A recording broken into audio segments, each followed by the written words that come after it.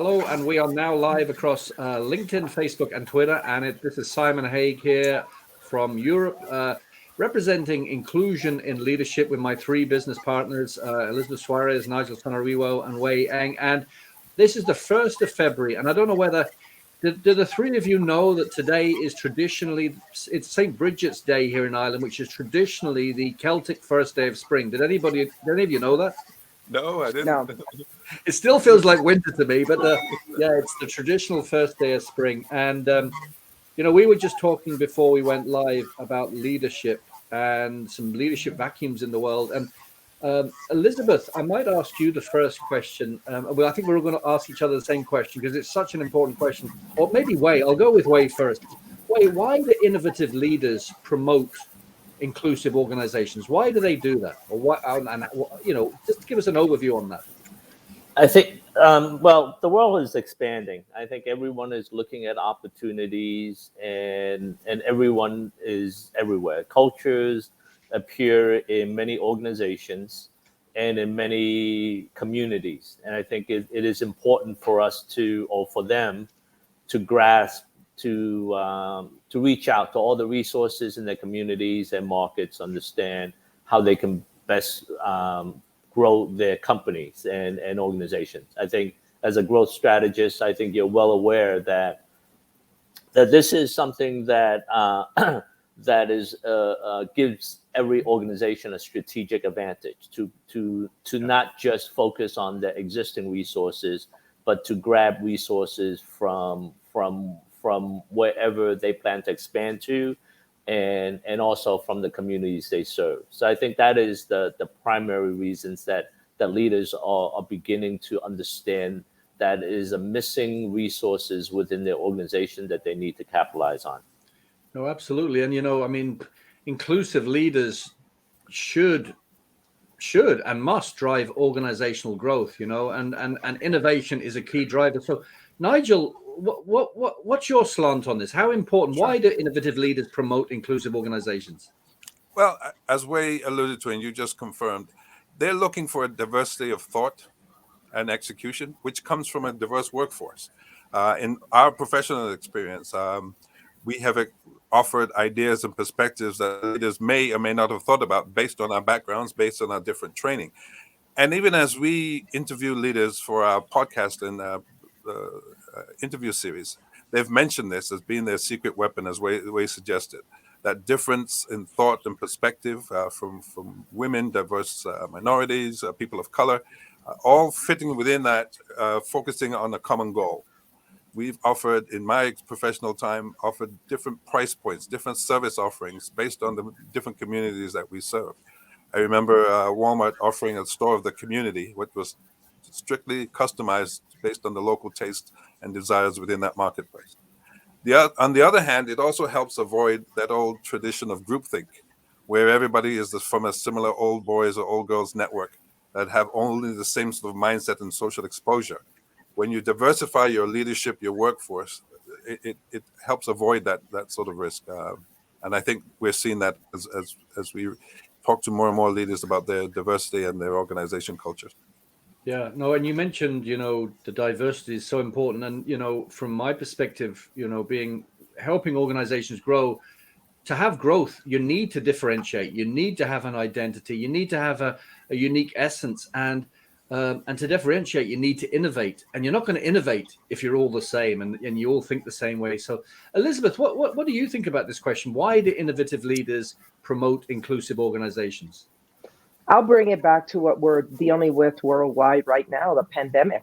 I mean, the organizations that are doing great during all this time, a time of turmoil, a time where even the United States is suffering from inflation, as well as other countries and everything. And the organizations that are doing well are the organizations that have promoted inclusiveness. And many people would say, oh, it's because they have more women in the leadership role. Trust me, I believe that there should be more women in the leadership roles. I believe there should be any representation of the markets that you serve should be in your leadership role.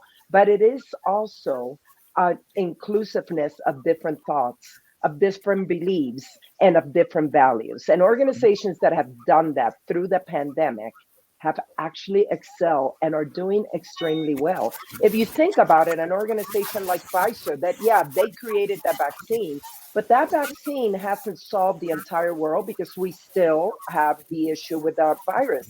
But one thing they have done is that inclusiveness of thoughts, of ideas, of pivoting. I mean, Pfizer continues to pivot and evolve every day. They're not just sitting back and doing, well, we figured out the vaccine, that's it. They're not. And that's all of us need to do that as entrepreneurs, as leaders of organizations, and even as leaders in the community. So now I'm curious, Simon, what are your thoughts on this topic? I mean, you're also known very much as the growth strategist and also partner in inclusive and leadership. Why do innovative leaders to look at this inclusiveness as something important?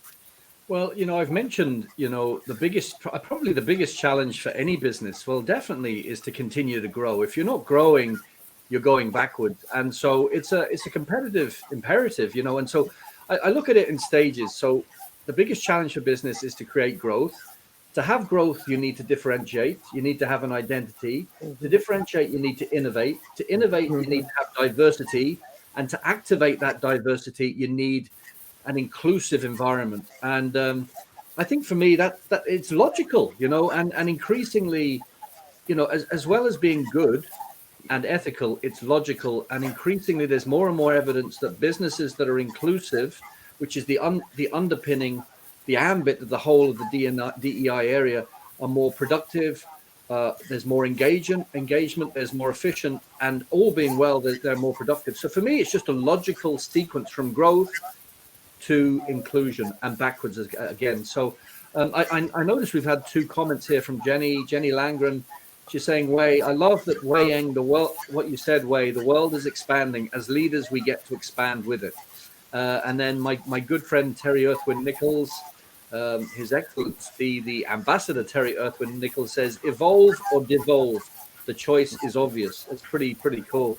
So Wei, let's just move this on in the last 2 or 3 minutes. How should an organization evaluate where the opportunities are available to all? How do organizations evaluate that? There's a general fear in organizations in tackling this problem of inclusion. Inclusion, encompasses diversity and all these other so-called terms. I think that the fear is there's not a systematic way to do it. There's not a formulaic way. It's very challenging for leaders to take that from a starting point. My contention is to I mean, the four of us, we approach it systematically. We can say from soup to nuts, you start with assessment, you finish with the reporting component.